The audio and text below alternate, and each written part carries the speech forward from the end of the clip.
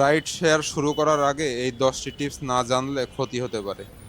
আপনি যদি উবার, পাঠাও বা ইনড্রাইভে নতুন রাইডার হন কিংবা অনেক দিন ধরে রাইড করছেন, তাহলে আজকের ভিডিওটা শেষ পর্যন্ত দেখুন। কারণ আমি আজ এমন 10টা টিপস শেয়ার করব যেগুলো আমি নিজে প্রতিদিন রাস্তায় নেমে শিখেছি।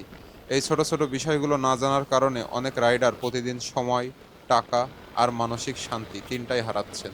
আমি নিজেও অনেক ভুল করেছি, কিন্তু সেই ভুল থেকেই শিখেছি। তাই আজকের ভিডিওতে কোনো বইয়ের কথা বলবো না, একদম বলবো বাস্তব অভিজ্ঞতার কথা। চলুন শুরু করা যাক। টিপস নম্বর ১, দিন শুরু করার সঠিক সময়। রাইড শেয়ার সবচেয়ে বড় ভুল কি জানেন? যখন সবাই বের হয় তখন বের হওয়া। সকালে একটু আগে বের হয়ে অফিস টাইমে ভালো ট্রিপ পাওয়া যায়। আবার সন্ধ্যায় পিক আওয়ারে ভালো ভাড়ার থাকে। যত বেশি ব্যস্ত সময় ধরে রাখতে পারবেন তত কম সময়ে বেশি ইনকাম করতে পারবেন। টিপস নম্বর ২, বাইকের যত্ন নিন। অনেকে শুধু চালান কিন্তু বাইকের দিকে খেয়াল রাখেন না। তারপর একদিন হঠাৎ মাঝ রাস্তায় বাইক বন্ধ, রাইড ক্যান্সেল, কাস্টমারের বিরক্তি, মেকানিক, হাজার হাজার টাকা খরচ।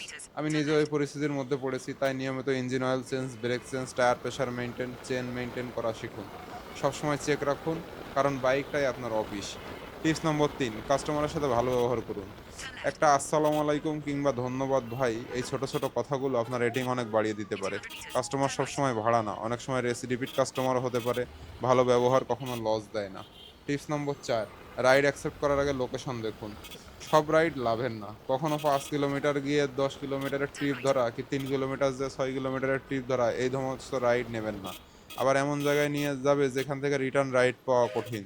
তাই ট্রিপ অ্যাকসেপ্ট করার আগে চিন্তা করুন, এই রাইড শেষ করে আমি এরপর কোথায় থাকবো। টিপস নম্বর ৫, নিজের নিরাপত্তা আগে। বিশেষ করে রাতের বেলায় অন্ধকার গলি, অজানা লোকেশন, নগদ টাকা, সবসময় সতর্ক থাকুন। মনে সন্দেহ হলে রাইড ক্যান্সেল করতে দ্বিধা করবেন না। কয়েকশত টাকা ইনকাম করার জন্য নিজের নিরাপত্তা ঝুঁকিতে ফেলবেন না। টিপস নাম্বার ৬, সবসময় ফোনে চার্জ রাখুন। পাওয়ার ব্যাংক ছাড়া আমি একদমই বের হই না, কারণ ফোন বন্ধ মানে কোনো রাইড নেই, গুগল ম্যাপ নেই, কাস্টমার কন্ট্যাক্ট নেই, সব শেষ। টিপস নাম্বার ৭, ফুয়েল ম্যানেজমেন্ট শিখুন। অনেকে ট্যাঙ্ক একদম এমটি হওয়ার পর ফুয়েল নেন, এটা করবেন না। ভালো পাম্প থেকে সবসময় ফুল ট্যাঙ্ক ফুয়েল নেওয়ার চেষ্টা করবেন, না হলে একটু বেশি পরিমাণে নেবেন। আর হিসেব রাখুন, আজকে কত ফুয়েল গেল, কত ইনকাম হলো, তাহলে আসল প্রফিট বুঝতে পারবেন। টিপস নাম্বার ৮, ব্রেক নিন। টানা ১০-১২ ঘন্টা রাইড করা সহজ না। শরীর ক্লান্ত হলে অ্যাক্সিডেন্ট হওয়ার সম্ভাবনা বেড়ে যায়। প্রতি কয়েক ঘন্টা পর ১০ মিনিট ১৫ মিনিট রেস্ট নিন। ১ কাপ চা খান, পানি পান করুন, তারপর আবার রাইড শুরু করুন। টিপস নাম্বার ৯, প্রতিদিনের হিসাব লিখে রাখুন। শুধু অ্যাপের ইনকাম দেখলেই হবে না, লিখে রাখুন। ফুয়েল, খাবার, পার্কিং, বাইক সার্ভিস, কমিশন।